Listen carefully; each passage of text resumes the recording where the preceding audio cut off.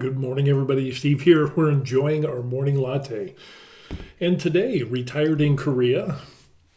A little bit of background for those of you who don't know. I'm Steve, and this is my channel, not retired in Korea, but the varied life, where we have this playlist of retired in Korea, where the wife and I, we sold everything we owned in the United States: the house, the car, the truck, the guns, the ammo, everything in the kitchen junk drawer.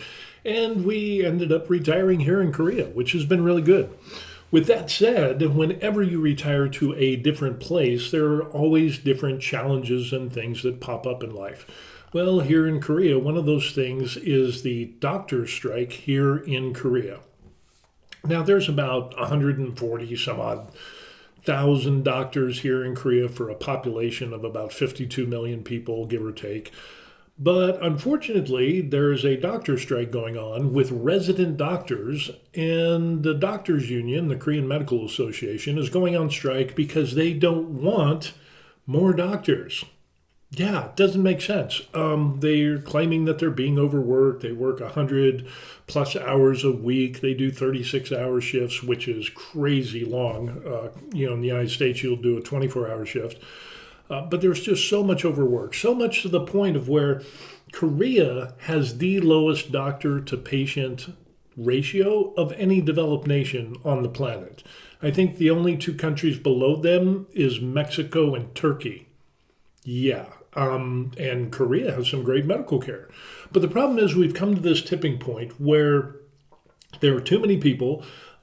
About 20% of the population is aging. In other words, they're getting to the point of where they're seniors, and I'm a senior and I can't believe it. But it ends up that they need more doctor's appointments. And I can attest to this because as I get old, stuff breaks down. I need more medications. I got more problems that pop up, and that requires more doctor's visits.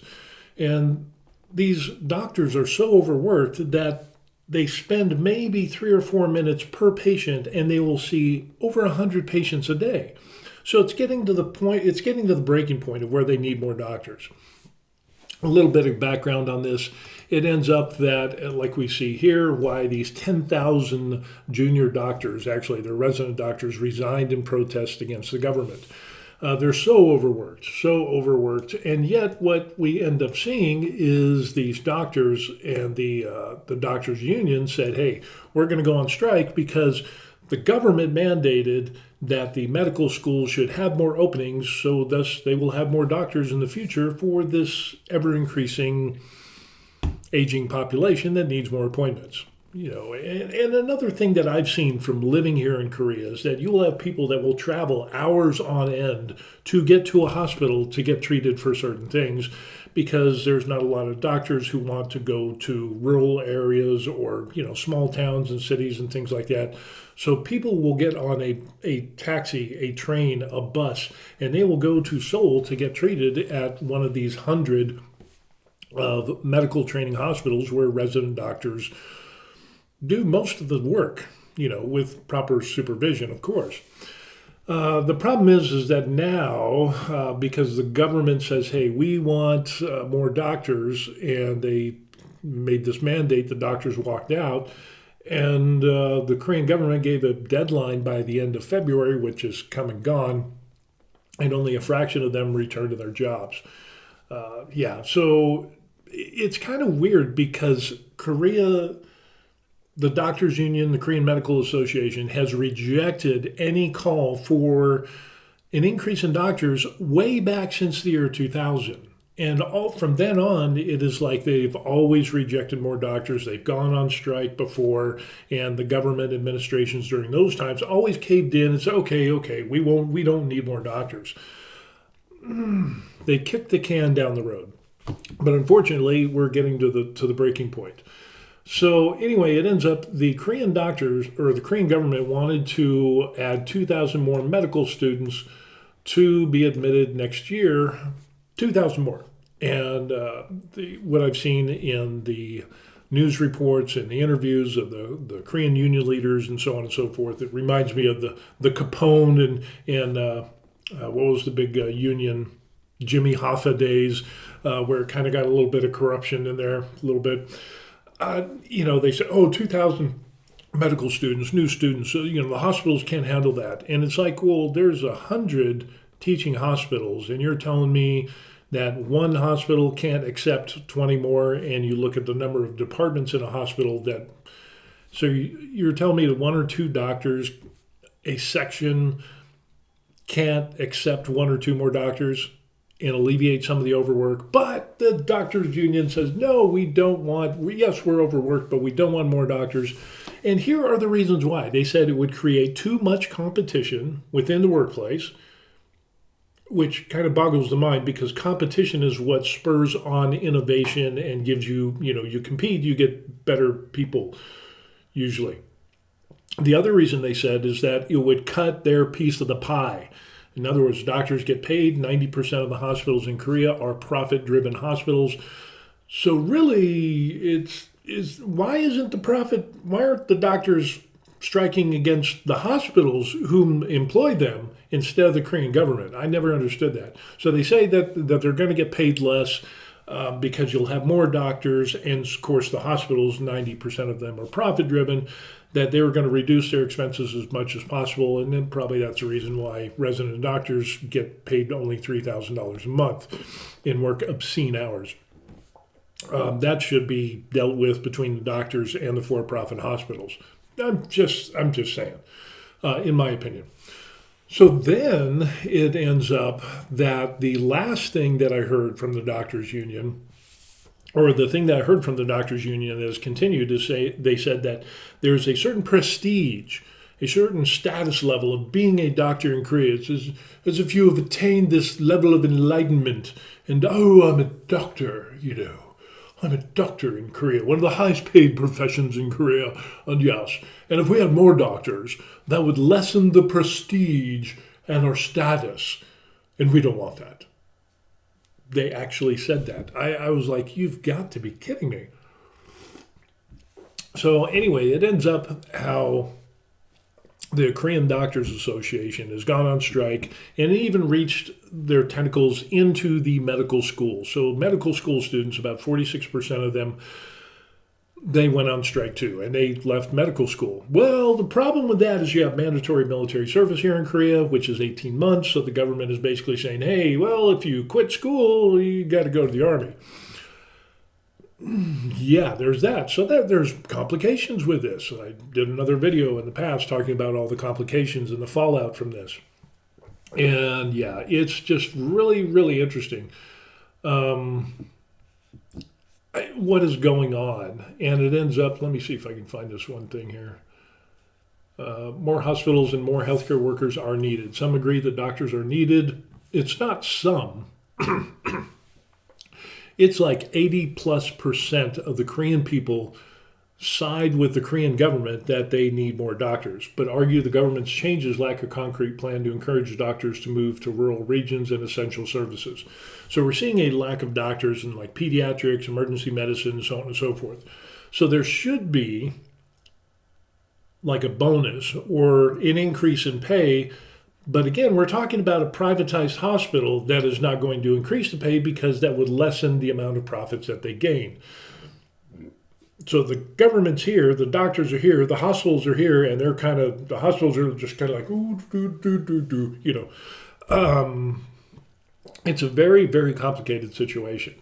But the government has said that it wants to put $7.4 billion into renovating the system and obviously kind of encouraging doctors to go into areas where there's not a lot of doctors. Maybe there's a pay or a bonus type of subsidized system that comes into play to get more people, to get better coverage for the Korean people themselves and people like me that live here. But when the union, the doctors union, continues the strike, there's been over 300 surgeries that have been canceled. There's numerous appointments that have been canceled. There's people that have died as a result of this doctor strike. There was a lady who had a cardiac arrest. She went to one hospital. They kicked her out because we don't have any doctors. We can't treat you. She went to another hospital. Same thing. She went to 7 different hospitals, and eventually she died. She never got the treatment because of the doctor strike. And it's so the Korean people themselves, the everyday working people, are they're being held hostage. They are the ones that are paying the price. They are the ones that are not getting their cancer treatments, and they're not getting their chemo. They're not getting the surgeries they need, the life-saving surgeries, and it's very, very problematic. So yeah, it's very strange. But the doctors union has for the longest time not wanted to increase any amount of doctors. As a matter of fact, there's times in history, recent history, where the Korean Doctors Association, the KMA, has wanted to reduce the number of doctors. So you've got a population that's continuing to get bigger, expand, and you need more doctors, and there's obvious proof for this. Yeah, it doesn't make sense to me either. It's yet they complain, oh, we're being overworked, and oh, we want better working conditions. Oh, we're being overworked, and they don't want more people to help. It doesn't make sense. Now, as I've said in other videos, there's also things that the system could be revamped because, like here in Korea, for me to get my medication refill, I have to go back and get a prescription for a refill that's only good for 30 days. 30 days. In the United States, I can get a prescription for 90 days. So let's say, you've got a lot of people that need refills. Let's say, 250,000 people need to come in and get refills. That means they have to make an appointment with the doctor, with the specialist that issues that medication. So in other words, if I have, some stomach problems and I have medication that I need a refill, I got to go see the gastro guy or girl. If I have mental health issues, I got to go see the psychiatrist and they'll give me a refill. If I have something else wrong with, some pain management, I have to go see that specialist. So that's 3 different appointments right there just to get refills. And in the United States, I can go to a GP or a PCM and that doctor will be able to do the refills, which alleviates a lot of overburden. They don't have GPs here in Korea.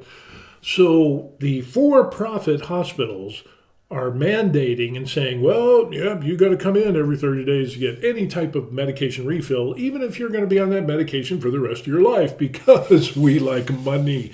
And you have to get an appointment with each of those specialities. Yeah, can you imagine 100,000 people have to come in every single month to get medication? How much that clogs up the system? Yeah, that needs to be fixed. Obviously, there are some great things about the Korean Medical Association and Korean medical and hospitals, and the service that I've gotten has been the best that I've had my entire life. But there's obviously some things that could be tweaked and improved upon as well. On the other side of the coin, resident doctors only make $3,000, and it's when was the last time they got a pay hike? I don't know. So anyway, there's a lot of stuff going on. 4,992 medical students from 40 universities are boycotting classes, according to the education ministry. This is big because now, but the thing is, the KMA the union is not going to have these students back if they get kicked out of school, and they're still going to be liable for their student loans. So again, the long tentacles of the doctors union reaches far, and it might have something to do with the chaebol system here in Korea. If you don't know what a chaebol is kind of like, it's almost like, how can I put this nicely? It's a group of families that are the most powerful families in Korea, with Samsung being at the head. And these families are they're almost like mafia families that run different businesses, and they're legit businesses. I mean, I'm not saying that they're corrupt like the mafia that we had in the United States, but there's definitely some corruption involved in this. And to have that reach down into medical school to, influence these medical school students to quit school because of this, obviously it is driven by profit. It's in some major hospitals, junior doctors account for 30 to 40% of the total doctors. And as you do your residency training, you have a lot of residents, and then you have, a few upper level doctors, and then another higher level doctor and a higher level doctor that perform supervisory tasks to make sure that, the residents do what they're supposed to be doing. They learn, and eventually they get certified in that specialty. So anyway, it ends up that those who refuse could have your medical license suspended for up to 1 year and also face 3 years of prison or a $30 million fine, which is about $20,000 to $22,000, depending on the exchange rate. The government ended up saying, "Hey, we're gonna give you until the end of February." A small number of doctors came back and went back to work, but the majority of them didn't. And so now what we end up having is, yeah, like I said, with this punishment of suspending licenses for 3.5 months, that will affect the residents because they will have to do that year over again in their residency. So that's going to add another year. That's a big complication for a medical school student or for a resident. Nobody wants to do and add on another year of their residency, but some of these people, the majority of them, are sticking to their guns and saying, "Hey, suspend my license." It just makes no sense. And if you're not working, I don't know. I don't know. But basically what I said in previous videos is the Korean government would do suspensions of the strike and union ringleaders to try to strike fear into the followers of the union and get them back to work. Hasn't worked out so well, but it's a give and take thing. It's like, throw the ball here. What are you going to do? Okay, well, this is what we're doing. We're going to throw the ball back in your court. So this will go on for some time. But yeah, they're talking about suspension of licenses for at least 3 months. Doctors are given opportunities to respond before suspensions take into effect.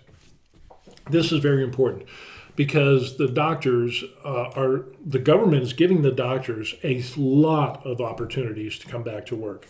And, saying that they want to revamp the system, they want to, with putting $7.4 billion into help fixing this, that makes me wonder if there isn't going to be some type of subsidy involved. There, of course, if you want to improve the system, especially during the times like these, there's going to be a rise in prices for medical care. And so that means more taxes. So yeah, when I look into my magic latte here, that's what I'm seeing is an increase in prices. Which, people complain, but on the other side of the coin, you're going to get medical care and you'll have some more doctors, hopefully. So anyway, that's what we got going on there. Training doctors have left their patients defenseless. They even left emergency rooms and intensive care units. Again, people are dying, and we can't tolerate these irresponsible acts. They have betrayed their professional and ethics responsibilities and neglected their legal duties.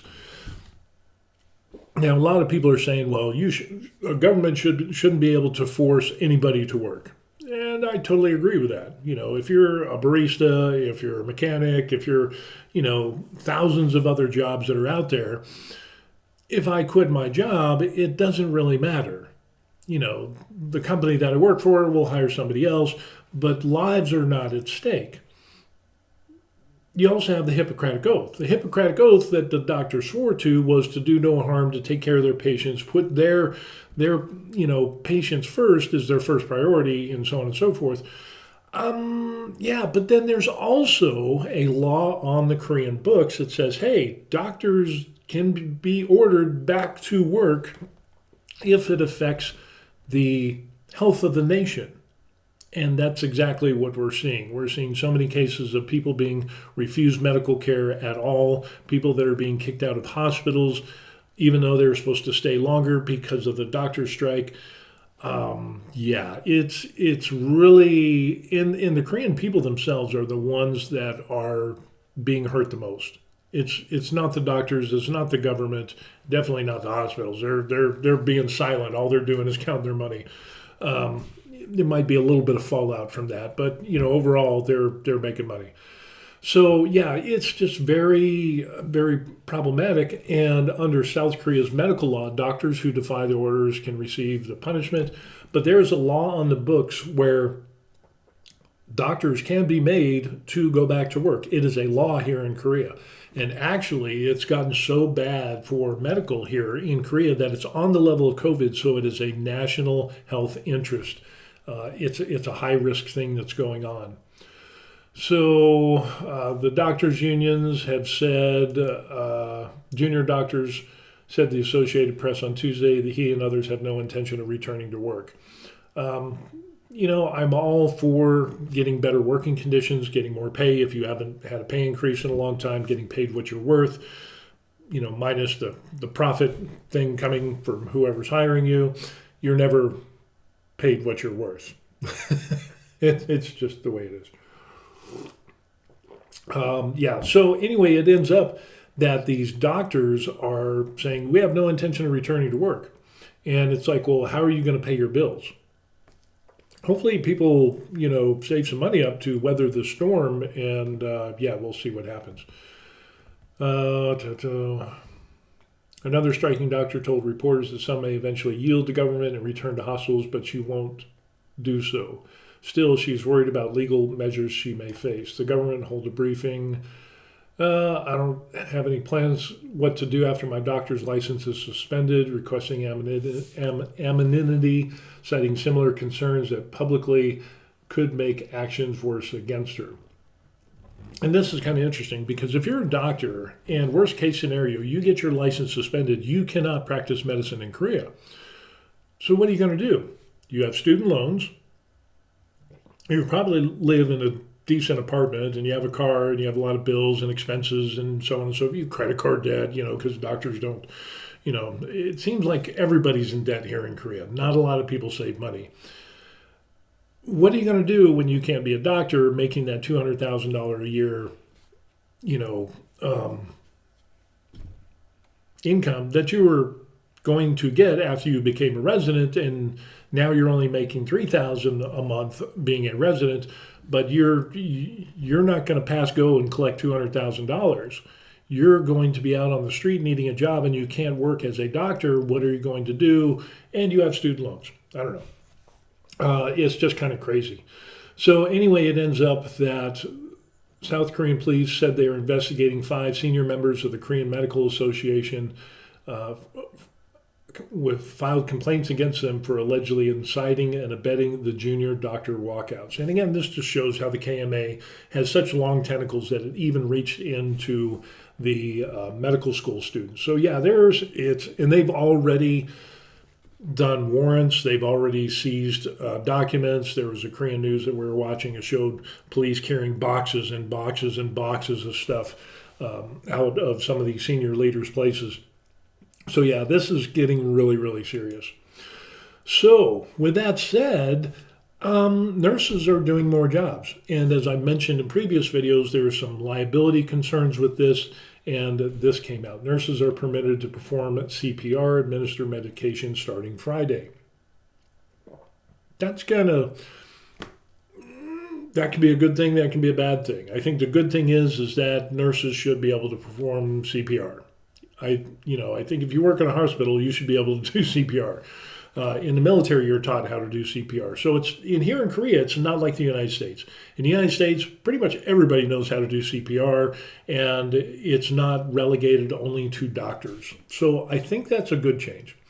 Administering medication, that's probably good because, like I said, if you got people coming in every month, this will help alleviate that. But I think overall, the whole system needs to be revamped so you don't have people coming in every 30 days for, regular medications that they're going to be on for the rest of their life. That makes no sense. Do it for 90 days, do it for 6 months, and that will alleviate a lot of the overburden.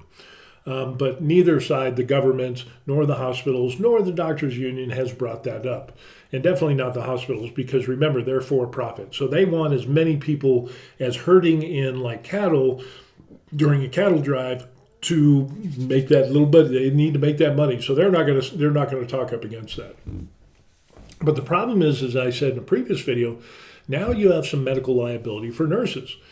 The South Korean government announced Thursday that it will spend $141 million from the state health insurance fund for a month to address the medical care gap left by training doctors' walkouts that started 3 weeks ago.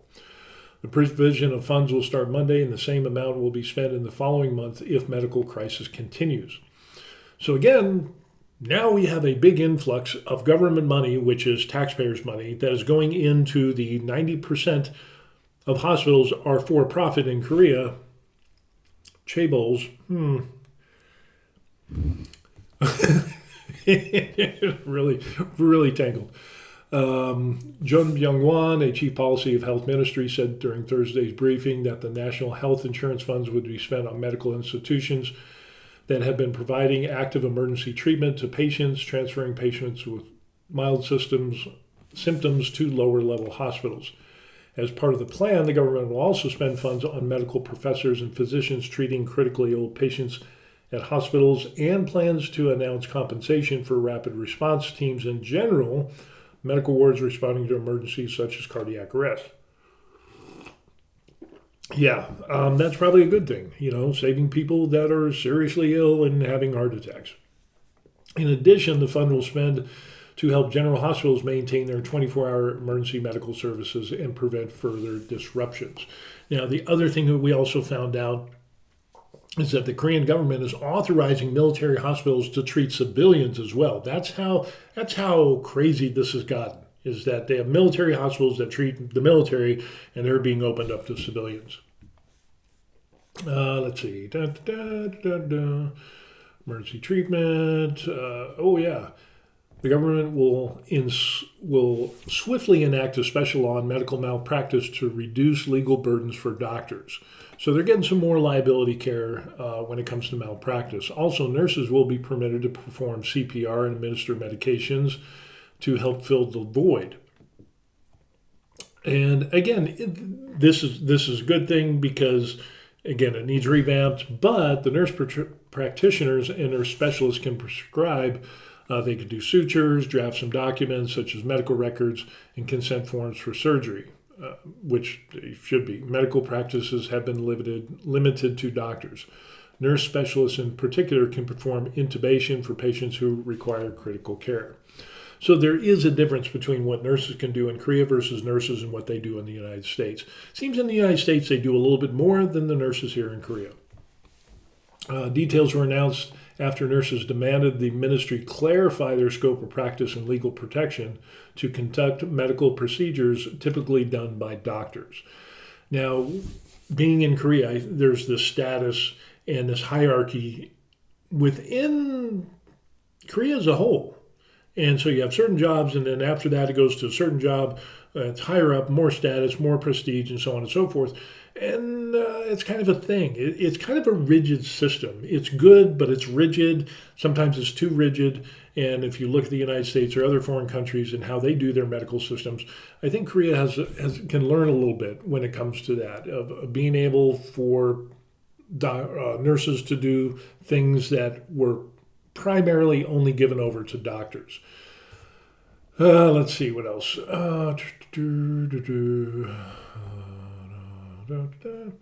However, only applied to those working in general hospitals and teaching hospitals where trainee doctors left, according to the ministry, as the measure aims to streamline treatment and patient care. So this is kind of, again, what we need is an overhaul to tweak some of the things that need tweaking in the Korean healthcare system.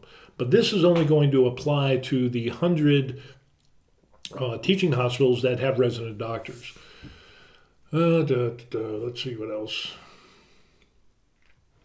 The Korean Medical Association, the doctors union, HAFA Doctors Union, said allowing nurses to take on duties outside their boundaries only promotes illegal medical practices.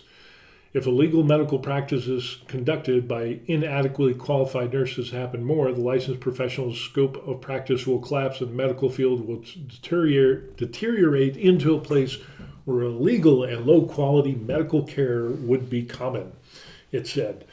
In some instances, yes. In other instances, no.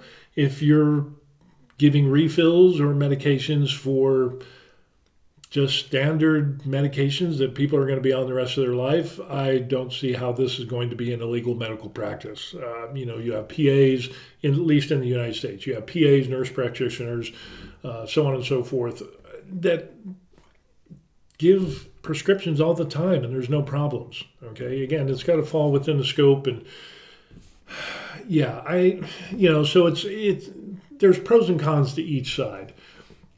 Amid the continued protests, the government is speeding up allocating 2,000 additional medical school students by forming a committee responsible for it. So you have the government, you have the for-profit hospitals, and then you have the doctors union, and then you have the Korean people that are bearing the brunt of all this. So yeah, it is. It's just really crazy on what's going on with all of this.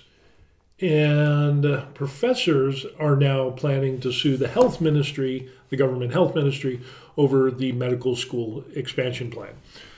This is very problematic because this just shows you how much the doctors union, how the puppet masters have control.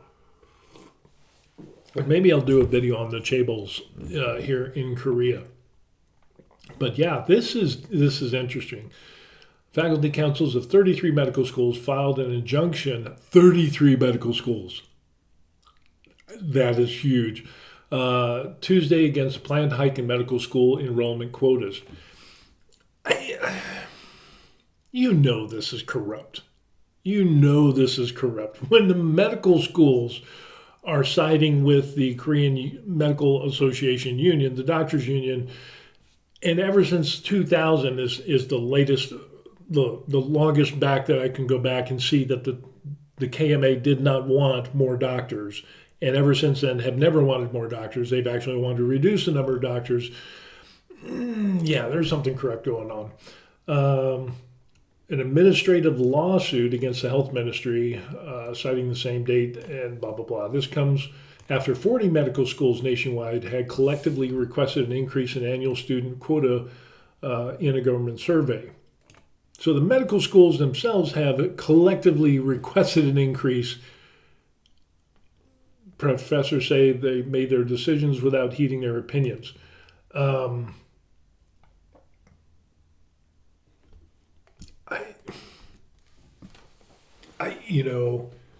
Yes, we need more doctors. Yes, we need more medical students. Oh, no, we don't. Yes, we do. No, we don't. Yes, we do. The government never got with us, but the government says we did. We did surveys, and it's just he said, she said. It's this big medical drama thing. Let's see what else we got going on here. Medical professors are also mulling collective action to protest the move. They've been claiming that schools are not ready for an immediate increase in the hike and students wouldn't be able to receive an adequate education. This is kind of a reap what you sow thing. For the longest time, the KMA and obviously the medical schools,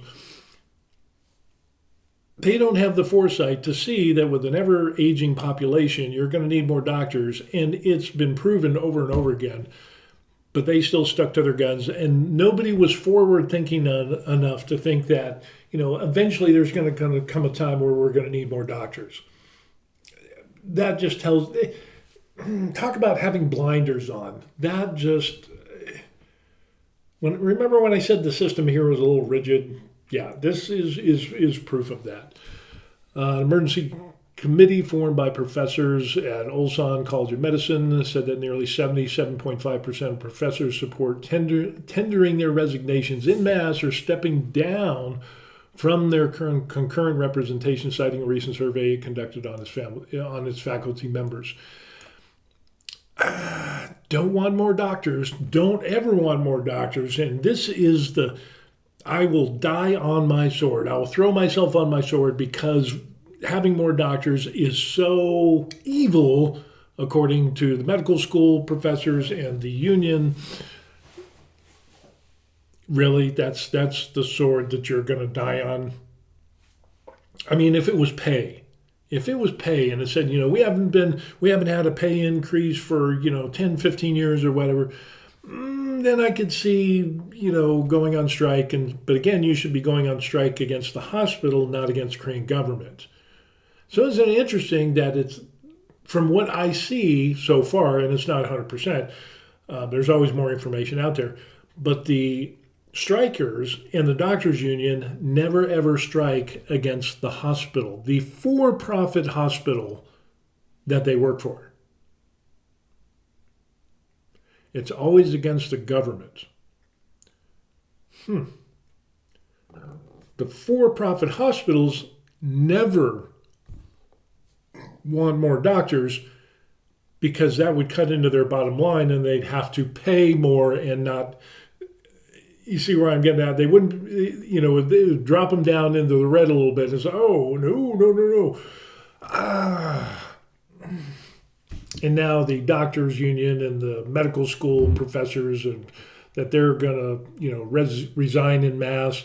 Remember what I said a number of videos back where possible solutions are to, if the doctors don't come back, is, you suspend the licenses. There should be no reason that you hold the Korean people hostage from healthcare.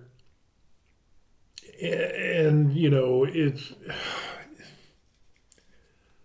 So what the Korean government could do is go to different nations around the world where their doctors don't get paid as much and have them come over and say, hey, we have a special visa for you to be a doctor. You'll be paid thousands more than what you got paid in your own country. You could be exempt from taxes or whatever it is. You could have a long-term visa. There's a lot of benefits that the government could throw out there to attract doctors from other countries to come give medical care to the Korean people. And I think we're going to see that. I think, if... As I look into my magic latte in kind of like a crystal ball, when I look into this, I see that is probably a solution that could come into play. Especially if you got stuff like this, where now the medical schools are saying, hey, we're going to resign en masse. Where are you going to get your doctors from? Well, you got to get them from somewhere. And if you can't get them from your home country in Korea, you got to go overseas. You got to outsource that. So, if this comes into play, this could get really, really messy. In another case, Bae Dae Hwan, a cardiology professor at Chungbuk National University, wrote in his social media Monday that he would step down from his post. There's no reason for me to stay in a hospital that specializes in treating severe and difficult cases, so I'm resigning.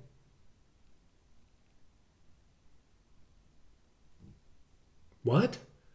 The increase in medical school enrollment quoted by 2,000 made without relevant information will only accelerate the collapse of the medical system, the Post read.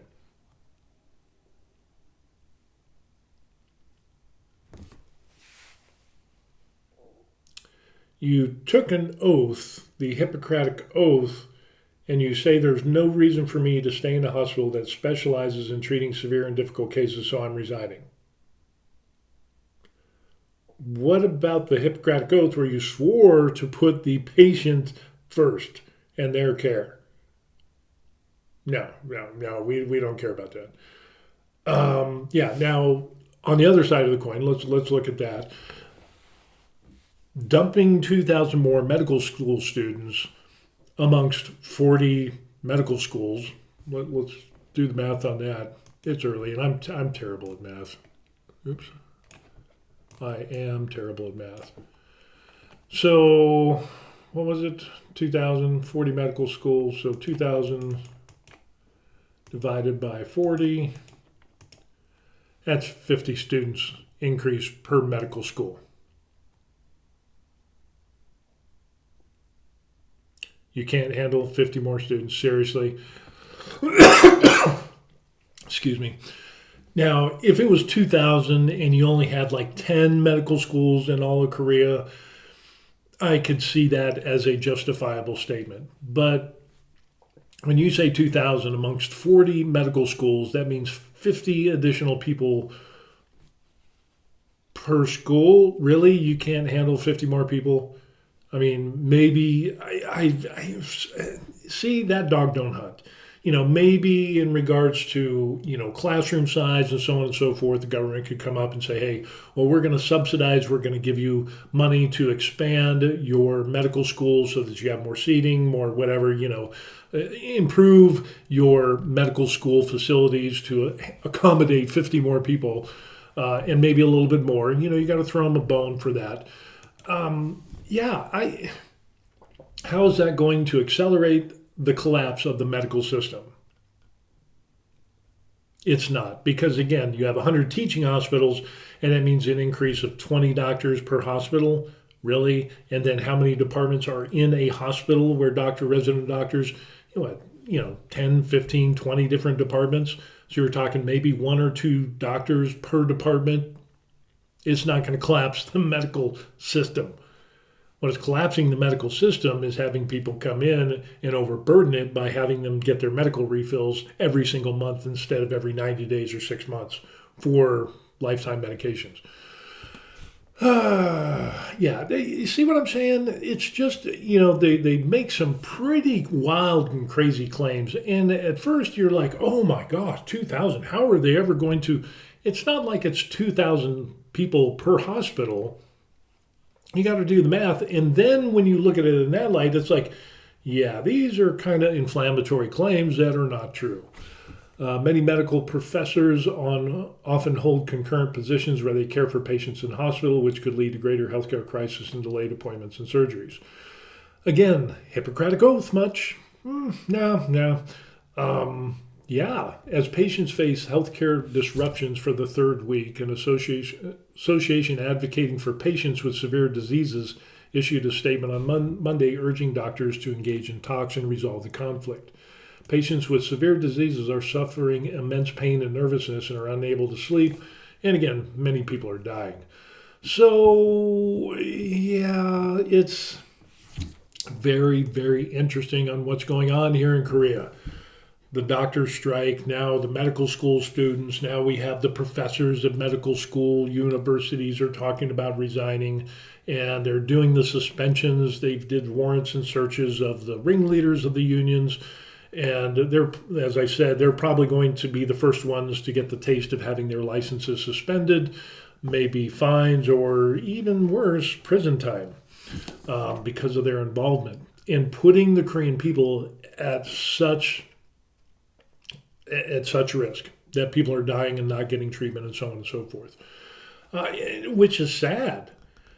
But again, this is between the government and the Korean Medical Association, the doctors union. The for-profit hospitals, you don't hear nothing. Nothing. Zip zero. If you're complaining about working conditions, you should be complaining to the hospital, the privately held hospital. But they don't. And when you get to the point that you need doctors that the government has to mandate and say, you will have more doctors, you will take in more medical school students so that we can have more doctors to treat our people as a whole.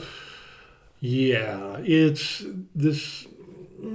I think this is going to go on for some time. Looking into my magic latte, I see that since it's not going so well, I think this could go on for a few months, and again, the Korean people they're going to be paying the price. The everyday working people are going to be paying the price. They're going to lose family members, loved ones. People are going to die. People are going to get worse in the conditions that they have because of the lack of treatment. I'm sure somebody smart in the Korean government is going to come up with a program to bring in doctors from other countries. And matter of fact, I think my wife was telling me that they're bringing in Korean military doctors from other countries where they're stationed at and bringing them home to treat. But that's not a long-term solution. That's like a military, hey, we're bringing you back. Eventually, when this is over, you're going to go do your military stuff, being a doctor, which is interesting because, again, let's kind of backtrack a little bit. When you're a resident and you have mandatory military service, which is 18 months, what happens is that those resident doctors go to a military hospital to do their military service. So it's not like what you see where, I'm studying to be a doctor, I'm a resident doctor, now I have to do my military service. I'm not going to do any doctor things. I'm going to be infantry, a mechanic, or, whatever, some grunt stuff. That's not how it works.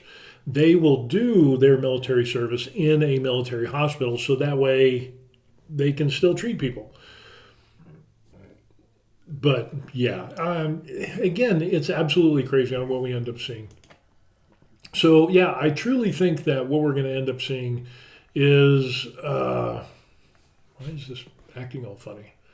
So yeah, I see the Korean government is going to get more doctors from overseas locations. I think that's what we're going to end up seeing with the medical suspensions of their licenses and so on and so forth, especially with the ringleaders.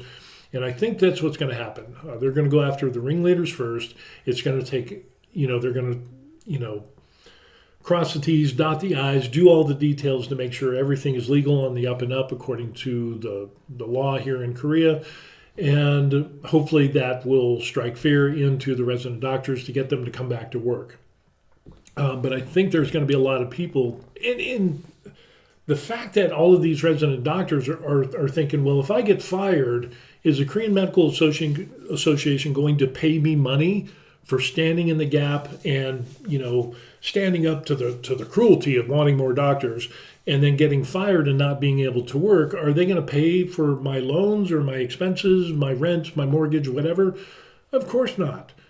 But yet these doctors are towing the line and they're still staying on strike. And I just see it's just very odd that the doctors and the residents are not striking against the hospitals. That is so odd.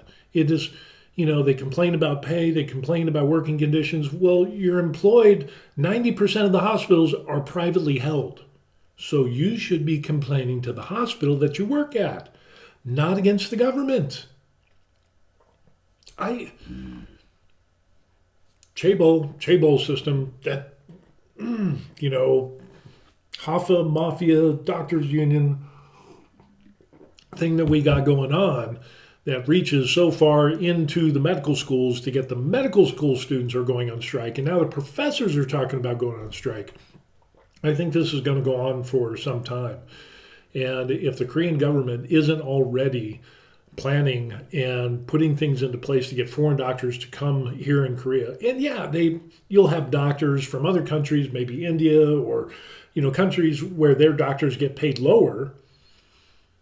Yeah, you get paid $200,000 to be a doctor here in Korea, and you're only making half of that in the country that you live in. Yeah, I'd take a $100,000 pay raise. Sure, I'll go to Korea. I don't know the language.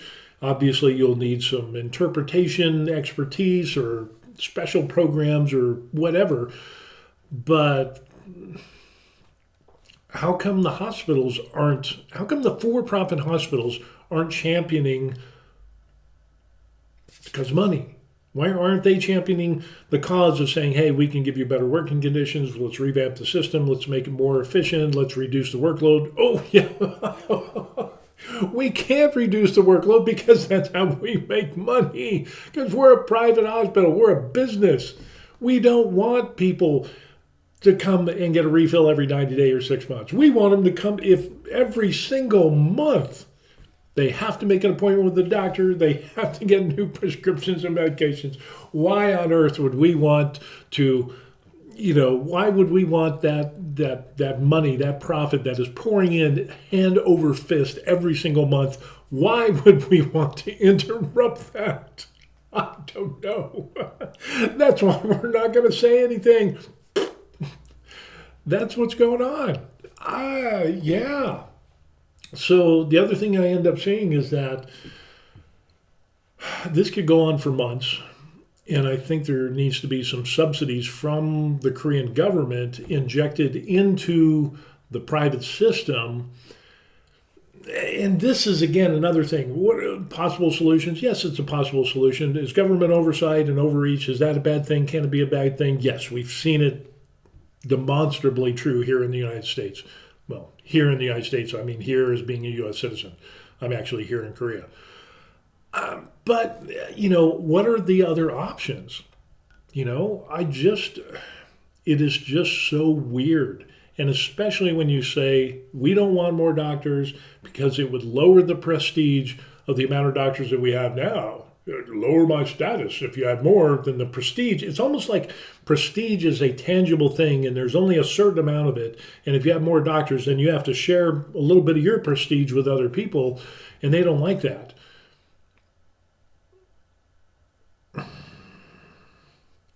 It doesn't, and you don't want competition. You don't want competition. That would create too much competition amongst the doctors if you had more doctors. Again, in the grand scheme of things, you're only putting about one or two doctors in each department per teaching hospital. One or two. That's not gonna collapse the medical system. I'll tell you that right now. You ask any resident in the United States, resident doctor, would they love to have one or two more doctors to help alleviate the huge amount of burden and work that they do?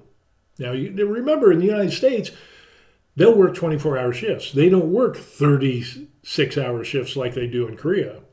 They'll work 80 to 100 hours a week, but here in Korea, and it's like 80 hours a week in the United States, but there's always more. They sneak in work somehow. Oh, do the notes at home, do this. Oh, you finished your official duty day, but now you got to do the paperwork and your reports and so on and so forth. So that's unaccounted hours. But in Korea, it's even worse. So, 100, 120 hours a week, working, 6 days a week, maybe one day off, doing shifts and so on and so forth. It's just a very odd thing. But again, let's not strike against the hospital that we work at. No. Let's strike against the government.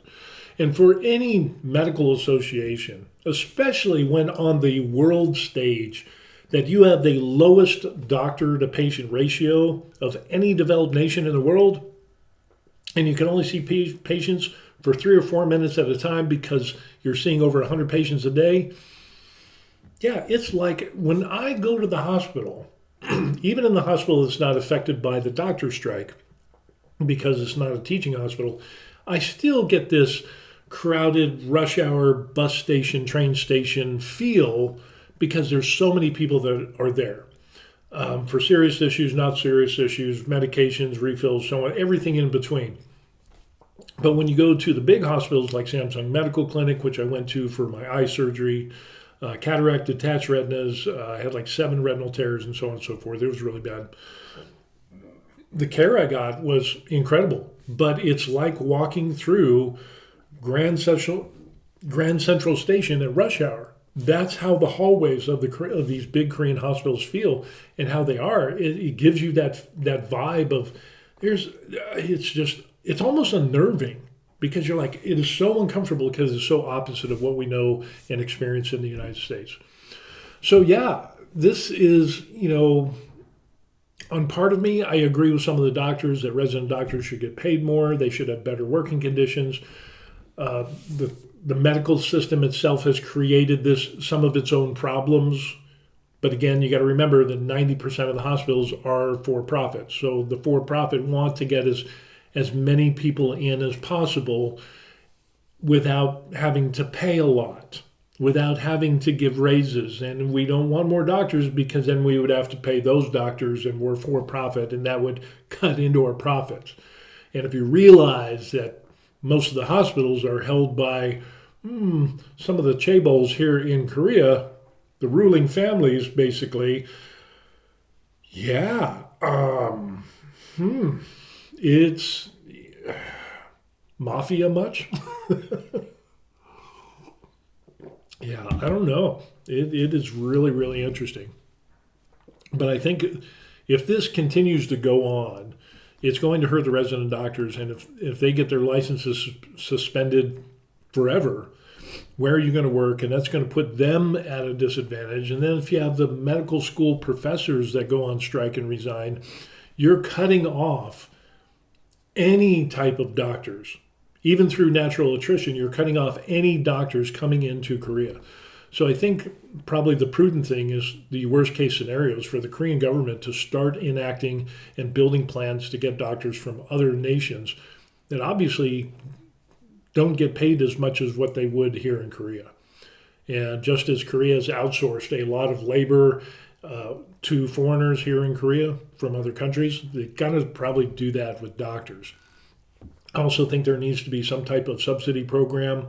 And I think that somehow, again, the chaebol system and the government, how come the government's not talking about the for-profit hospitals, how come they're not addressing the elephant that's in the room, that you need more doctors and you're not doing anything to help the situation, and that the doctors and the doctors union aren't striking against the hospitals themselves, the for-profit hospitals.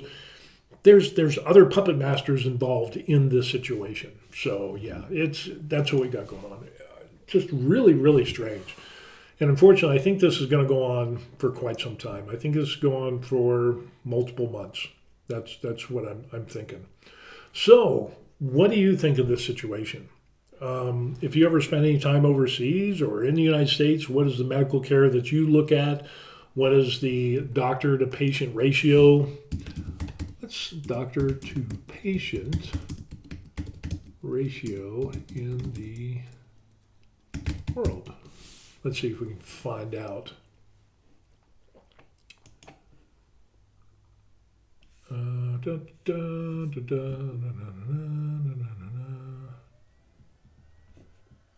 So let's take a look here. So here, 20 countries with the highest number of doctors per capita in 2023. And so European Union's average of 3.9 doctors per 1,000. Cuba is the country with the most doctor to population ratio. World Health Organization ideal is 2.5 doctors per 1,000. The average is 3.56 doctors per 1,000, with Australia having the highest value of 5.35 and Brazil having the lowest of 2.05. Other countries with the lowest is 0.2. African nations, Liberia. Let's see what if there's a list of this. World Health Organization. We don't want that. Maybe this one has it. Doctors per ranking. So here, and this data goes from 1960 to 2021 in different countries. South Korea, 2.51, so it's 24th on the list. Data from, let me see if I make this a little bigger, make it easier. So there's South Korea with 2.51, and then you have Mexico, China, and Brazil. There's another list that had Mexico and Turkey. So, but this is there's different organizations that track this, and so yeah. But yeah, you can see Japan, Canada, UK, Hungary, France, Belgium, Slovenia, Israel, Latvia, New Zealand, Iceland, Estonia, Netherlands, Australia, Italy, Czechia. I guess that's Czechia. That I don't know. Iceland, Switzerland, Germany, Lithuania, Spain, Norway, Austria. So yeah, they're low on the totem pole. It's I seriously, really, I just don't get it. World Population Review. Let's see if their information pops up a little bit different. South Korea, let me see if I can hover on that. 25-1, nurses, military, dentists. So they're kind of lacking. They're on the lower end. So, but for Korea being a developed nation, that's just kind of crazy. Let's see if what they pop up on the list here. North Korea, no, it's not the right Korea. Of course, it's got to be down towards the bottom.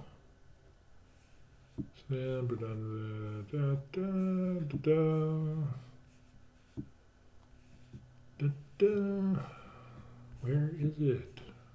South Korea, 2.51. Okay.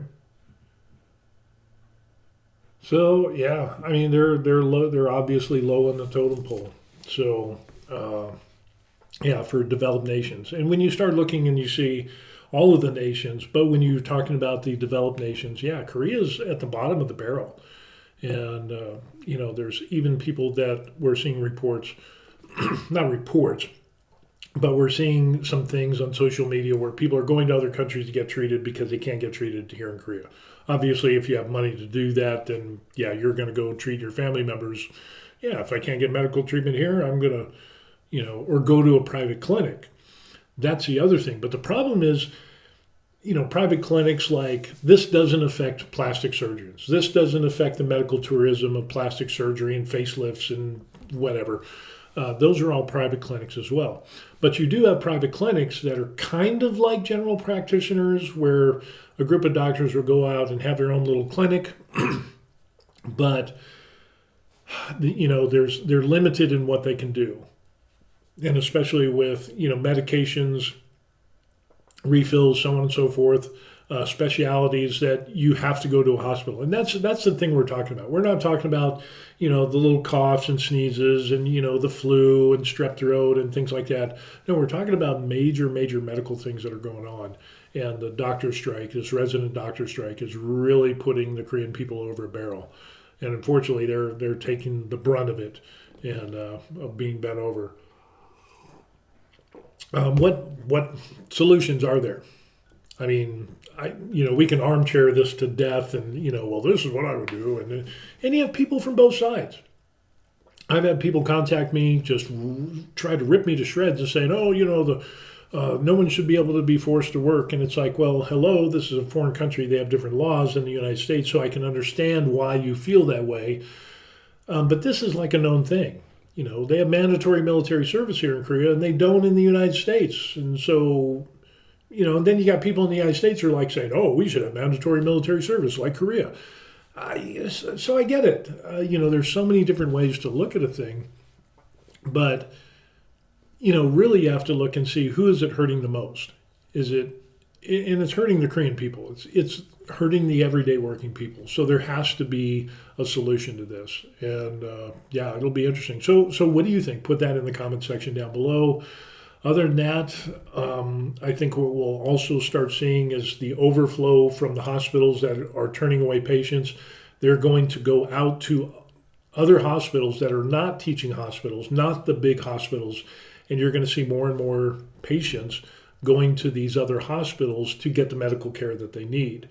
There's probably going to be an uptick in new patients in these other hospitals. You're going to see more waiting times, longer waiting times, and that's just going to be a result of this strike, unfortunately.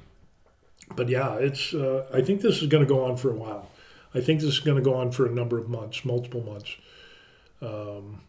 And especially now that the medical school professors are talking about, resigning and so on and so forth. So now, but if you resign, and many of them will also work in hospitals, well, what are you going to do if you resign from the medical school being a professor because you're standing up for what's right, and then you get your medical license suspended, and now you don't have a job anywhere? And if you're striking, why isn't it against the hospital, the for-profit hospital, and why are you striking against the government? There's a lot of there's a lot of neat stuff going on. But yeah, so that's what we got going on here in Korea. And being retired in Korea, being retired overseas in any country is going to have its own different challenges, ups and downs, pros and cons, and so on and so forth. Is this enough for me to say, I'm going to go back to the States and regret that I ever retired and came to Korea? No, I'm still getting the medical care that I need.